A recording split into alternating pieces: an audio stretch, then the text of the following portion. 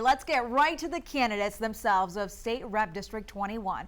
I spoke one-on-one with incumbent Dade Phelan and his challenger David Covey to hear why they believe they deserve the votes of Southeast Texans. I call the House Representatives of the 88th Legislature. It's a race between the man who holds the gavel and the political newcomer just hoping for a seat in the House chamber.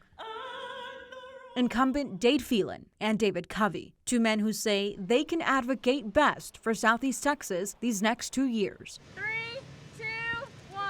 Starting with your money. Texas has a pretty high tax rate, the 13th highest in the country. But you would want to add on top of that? To be clear, I'm not advocating for a consumption tax. I'm advocating to eliminate property taxes. We move that from the few people who own property, spread that out to a larger group of the population, and that makes everyone pay less. I want to sit down and talk to him about his sales tax. House Speaker Phelan, who's been representing the 409 the last 10 years in Austin, calls this plan a far reach that could leave voters with empty purses. We cannot just rely on a consumption tax when we have no income tax and we have no property tax, whether it's fire, EMS, public education, drainage, you name it. It would only be funded by consumption tax, which would be a sales tax, which means that you would go from a 8.25% sales tax to 27% sales tax. Covey is a Mauriceville native. And when it comes to education, he's got a clear platform. I think that we need to have school choice and vouchers and the ability of parents to choose what's best for their children. But after advocating for eliminating property taxes, Covey offered no clear vision on what taxes would then fund public education. No, I can't give you the rate. It takes a village to pass laws in Austin, and during this time of political strife and division, both House District 21 contenders are relying on different approaches to serve this community. At the end of the day, there are Democrats in the legislature, so how would you work with them if you were elected?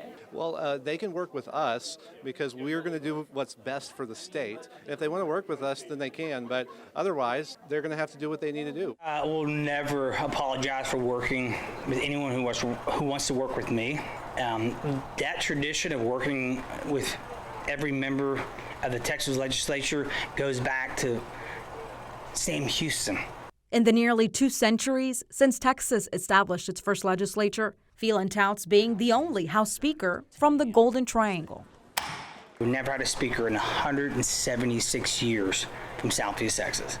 We have record funding for our ports, record funding for our higher education, record funding for our transportation, record funding for our drainage. And that's just the local stuff I'm talking about. 12 News offered to host a live debate between both candidates for you ahead of Election Day. He's dodging us, and then he tried to have a rigged debate with a different station with a moderator who is obviously of a liberal bent. I would be willing to debate this man on Channel 12 for an hour, for 2 hours, you name it.